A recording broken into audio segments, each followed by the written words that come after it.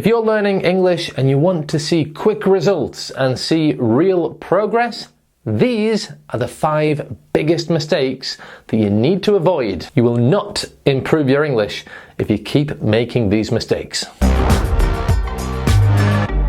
The biggest problem that people make is that they just do a little bit here and a little bit there. It's too sporadic, and it needs to be little and often, daily if possible. Think about it. I mean, learning English is like an exercise for the brain. Are you going to get fit if you just run once a week? Not much. But if you do a little bit of running every day, you're going to get much fitter. So create the habit of doing a little bit of English for 10 or 15 minutes every day, whether that be listening, speaking, reading, writing, studying. Just connect with English for a little bit every day, and then when you need it, it'll come more naturally to you. If your level of English listening comprehension needs improvement, what's the point sitting and suffering through a 2-hour movie that you maybe understand 30% of? This is not going to help you improve. Instead, you should focus on specific pronunciation techniques that native speakers use that will actually help you to understand native speakers speaking quickly. It's also much more beneficial to listen to a short video 3 times rather than a 2-hour video once. If you listen to a short video or a short audio 3 times, you can focus on the same speech 3 different times, and you will start to understand more and more each time you listen to it. And this will help your listening skills, and it'll be much more fun than sitting and suffering during a movie that you don't really know what is happening in. Okay, so you learn the word decide in English. Great. Maybe even it resembles the word in your language. Fantastic. You feel good about yourself. You've learned a new word in English. But when you come to use that word, you use it badly because you didn't learn it in context and you don't know how to use it grammatically correctly within a sentence. Listen, learning individual words in English is a really ineffective way of learning because you learn the word, you probably use it badly, and then you have to relearn the grammar of that word. Like with decide. Is it decide to do something? Decide doing something? Decide do something?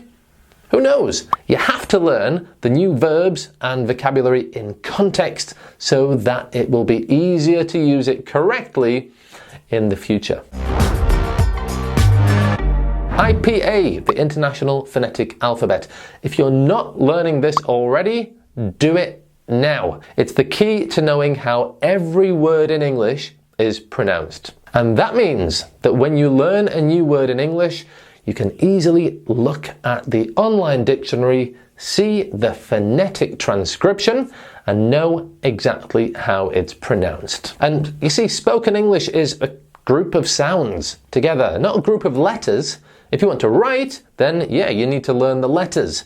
But if you want to speak, you need to learn the sounds. That's the problem that students have, but if you focus on the sounds, it will make it much clearer in your head, the fact that all these words have the same vowel sound in the middle. Circus, herd, Thursday, perfect, word, journey. They all have that sound in the middle, but look how they're spelt, all differently. Stop focusing on how they are spelt so much. I mean, what do you do more? Do you write English or speak English more? If spoken English is your focus, you really need to focus on the sounds that we use, and the best way to start doing that is by learning IPA, learn some phonetics, and start now. It'll also help you with silent letters. I mean, you know, look at the phonetic transcription of these words. Walk, no L. Favorite, no OU in the middle. Daughter, no GH, no R at the end. Even if you have an advanced level, start doing this now because it's much easier to learn the pronunciation of words when you learn the words than to change a bad habit and change your pronunciation of words that you have been pronouncing badly for years. Start now. No, no, no. Do not treat English like a subject. I mean, you can if you want, but it's not terribly exciting. We live in a world that it's so easy just to surround yourself by English on the computer, on your phone. It's just so much more fun to do it this way. So just live a little bit of your online life in English. Read the news, listen to a podcast, listen to an audiobook. So use those resources online. It's so much more fun. So just enjoy it. Enjoy the journey and make a little bit of your life in English. It's much more exciting than treating it like a subject. Now, if you are looking for an easy way to implement all the 5 points I've mentioned today, I have one really simple solution for you.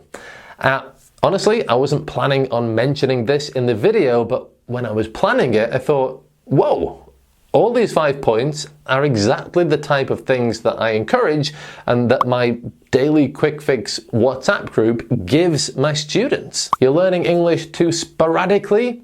No problem. Every day in the group, I share a short lesson with you that requires like 10 or 15 minutes of your time to practice your pronunciation, your grammar, your vocabulary, or your listening skills. You're watching full-length movies to try to improve your listening skills? Well, in my group, we focus on the specific points of pronunciation that will help you understand better, and we actually focus on a short video every week, which we use to learn vocabulary and to practice our listening skills. And it's like a 5-minute video, not a 3-hour video. Number 3 was learning words in context. Well, I'm a big believer of this, and in my video and grammar lesson that I give on Wednesdays, I always give lots of examples and I give my students a test so that they can use that grammar in context. And pronunciation, we focus on one specific sound every week, and we also focus on linking and stress, which will really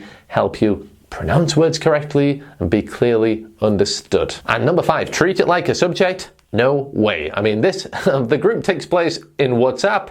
It's fun. We look at a really interesting, modern, thought-provoking subject or topic every week. You have access to me via WhatsApp to answer all your questions, and you're in a group with students from over 50 different countries. I certainly don't treat daily quick fix as a subject, but a really beneficial and fun addition to your life that will help take your English from an intermediate level to an advanced level. So if that sounds like something that would interest you, there's a link and a coupon code in the description so that you can get a discount off your first month with me inside the group. So thanks for watching this video. I hope you avoid the typical mistakes that students make when they're learning English. Hope to see you in Daily Quick Fix, and bye for now.